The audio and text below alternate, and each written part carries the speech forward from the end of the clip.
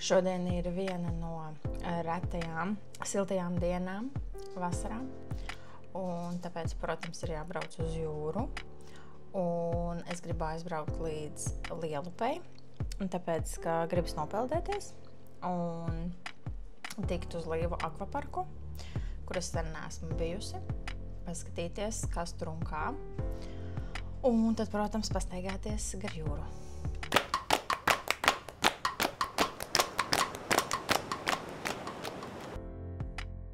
Stācijas ēka Lielupē ir ļoti skaista, autentiska koka ēka. Brauciens bija 20 minūtes no Torņakalna līdz Lielupei. Kā jau domāju, vilciens bija pilnībā pilns. Kaut kādu brīdi es arī dabūju pasēdēt, bet pēc tam, pirms pēdējām pieturām, tad es jau palaidu apsēsties nākošos. Vispār Līvu akvaparks faktiski skaitās Buldros, nevis Lielupē, bet es kaut kā tā esmu pieradusi braukt līdz Lielupei, un tad, man liekas, šitas gājiens ir tāds interesantāks līdz Līvu akvaparkam, bet tāpat sanāk, ka gājiens ir tādu caur Buldriem. Protams, ka Lielupa man atkal ir tuvāk pietura, bet, ja kāpj ārā Buldros, tad tas gājiens līdz Līvu akvaparkam ir kaut kādas 2 minūtes mazāks, 15 minūšu vietā kāds 13 minūtes. Jebkurā gadījumā tu var braukt gan līdz Lielupei, gan līdz Bulduriem. Šeit pa ceļam no Lielupas stacijas līdz Līvu akvaparkam tik ļoti interesanta arhitektūra, ļoti dažāda. Tā kā viss sākot no pavisam pamestām vecām ēkām, tiešām pamestām, līdz pat jaunizbūvētām mājām un jaunizbūvētiem daudzdzīvokļu namiem, godiem renovētiem daudzdzīvokļu namiem. Te var redzēt visādus dažādus stilus un dažāda laika ēkas, kas ir diezgan interesanti. Es esmu tikusi līdz Līvu akvaparkam. Parkings izskatās ļoti pilns. Man liekas, ka cilvēku būs daudz, lai gan šodien ir pirmdiena, bet ir vasaras brīvlaiks.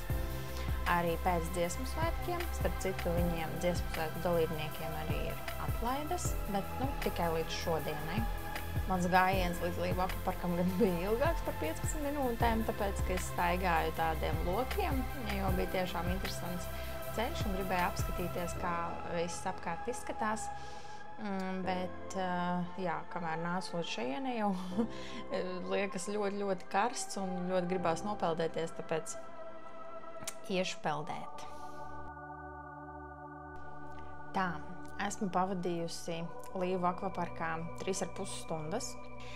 Vispār, kad es pienācu pie kases, mani uzreiz darbinieks pabrīdināja, ka ir ļoti daudz cilvēku akvaparkā, tāpēc ieteica ņemt visas dienas biļeti, nevis 3 stundu biļeti, tāpēc, ka 3 stundas var arī nepietikt, jo 3 stundas tas ir tieši no ieiešanas brīdim līdz pašam tieši iziešanas brīdim. Tad ir jāpaspēj arī iet dušā, izmazgāt mati, izžāvēt mati.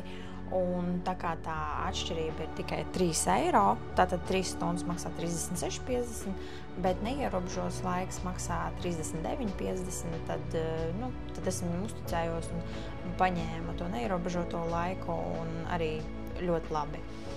Īstenībā es tur varēju palikt arī ilgāk, vienkārši es nebraucu ar visām trubām, bet ja brauktu ar visām trubām, izmēģinātu, tad noteikti es varētu būt vēl kādu, vismaz stundu. Bet kopumā, ko tad piedāvā Līvu akvaparks, manuprāt, ļoti forši. No sākumā es domāju, ka tā cena ir ļoti liela. Bet tad, kad es reāli tur iekļuvu iekšā un mēģināju apskatīt visu, kas tur ir, un ņemot vērā to, ka tu tur vari pavadīt par tiem 40 eiro reāli no rīta līdz vakaram, tu vari tur būt Tur uz vietas ir kafejnīcas, cenas ir ļoti demokrātiskas. Es paēdu par 12 eiro. Es ēdu augsto zupu, nelielu otro un vēl kafiju. Kafija kapučīno maksāja 1,75 eiro. Tad, kam interesē alus 5, maksāja 4,50. Cenas, manuprāt, ļoti normāls, jo es jau biju sabijusies, ka tur būs dārgi paēst, bet īstenībā to var izdarīt ļoti izdevīgi. Tāpat tātad ir dažādi bāri, tur kokteļi, saldējumi kokteļi, tur ir, man liekas, padomāts gan par bērniem, gan par pieaugušajiem. Tāpat ir iekšas zona, āras zona. Ārā ir tātad arī salikti tie krēsli, uz kuriem var vienkārši gulēt, sauļoties, vai tu gribi būt saulē vai ēnā. Visur ir izvēle, var vienkārši mierīgi sēdēt, lasīt savu grāmatu. Gribi augstajā baseinā, gribi siltajā baseinā, gribi džakūzi, gribi dziļāku baseinu, pieņemsim ar straumi. Gribi, seklu baseinu, viss kaut kas ir pieejams. Man liekas, interesanti gan bērniem, gan pieaugušajiem, kam patīk šļūkt pa trubām. Ir ļoti daudz trubas, un no sākuma, kad es ienācu, tas bija ap 4:00, tad jutās, ka ir diezgan daudz cilvēku, bet nebija tā, ka nav vietas, vai ne? Vienīgi, ka uz trubām bija rindas, un bija jāgaida pūšļi, piemēram. Un bija jāgaida pūšļi. Bet jau uz kaut kādiem 7:00 vakarā rindu uz šīm pašām atrakcijām un trubām vispār nebija. Pūšļi vienkārši stāvēja rindā, varēja mierīgi atnākt, paņemt un uzreiz šļukt lejā. Līdz ar to, un tā kā Līva akvaparks strādā vispār līdz 10:00 vakarā, tad atnāk kādos, 5:00 vakarā līdz 10:00 vakarā mierīgi tur. Vispār, man liekas, tas pulks nebūs jūtams pilnībā. Nebūs jāstāv nevienā rindā. Ilgi es, protams, pastāvēju pēc ēdiena rindā. Man liekas, ka stāvēju kaut kādu pusstundu, bet es biju atnākusi tieši tad, kad visi bija izdomājuši nākt tieši tā kā uz vakariņu laiku. Ja es ietu nedaudz vēlāk, tad arī nebūtu tieši tā rinda. Šodien vispār ārā ir 23 grādi, bet tur kaut kā bija uzpūtis vējiņš, un tāpēc arī nemaz nelikās tik karsts. Es kaut kādu brīdi arī nosalu, un tāpēc es tur vairāk kaut kā pavadīju laiku pirtīs, tad baseinos vienkārši peldējos, tad atkal sildījos, tad atkal peldējos. Un tā, bet ārā pilsētā gan bija ļoti karsts, bet pie ūdens gan ir vēsi. Un līdz ar to forši, ka viņi piedāvā tik daudz dažādas iespējas. Un ir atsevišķi spā zona, ir atkal pirtis, un pirtis bija 6 laikam dažādas. Katrai gaumei bija salas pirts, turku pirtis, dažādas tādas. Un tad ir atkal mierīgāka zona, tad ir zona bērniem, un visur ir arī glābēji. Tā kā man liekas, tur viss ir kārtībā ar Līvu akvaparku, un es iesaku, un man pašai bija ļoti laba pieredze. No Līvu akvaparka līdz Bulduru pludmalei ir aptuveni pusstundas gājiens. Vispār, atrodoties šeit, es, protams, atcerējos arī par Ragakāpas dabas parku un Jūrmalas brīvdabas muzeju. Tie atrodas 4,5 kilometru attālumā, bet šodien gan man nesanāks, diemžēl, tur aiziet, jo jau ir 8 vakarā. Tur ir jābrauc pa dienu.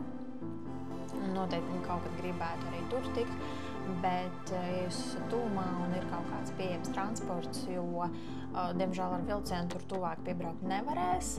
Par autobusiem nemācēšu pateikt, gan jau, ka var. Tā kā jā, arī viena no tādām vietām, ko noteikti ir vērts apskatīt. Kopumā es par šodienu varētu teikt, ka es ļoti labi pavadīju laiku. Un, ja jūrā ir pārāk augsts ūdens un gribās papeldēties siltā ūdenī tā kā man, es noteikti iesaku braukt līdz Bulduriem vai Lielupei, aiziet uz šo akvaparku un pēc tam aiziet līdz jūrai, pabaudīt arī to. Cilvēku būs daudz, tas nav tā kā Kauguros, šis ir tas jūrmalas gals, kur būs vienmēr burzma, un kaut kādos momentos pat, nezinu, kafejnīcās iespējams nebūs kur apsēsties, bet tagad ap 8 vakarā staigājot, es redzēju, ka kafejnīcās ir arī brīvi galdiņi. Bet, protams, ka vispār vislielākais pluss ir tas, ka vienkārši 20 minūtes ar vilcienu, un tu esi klāt pie Jūrmalas jūras.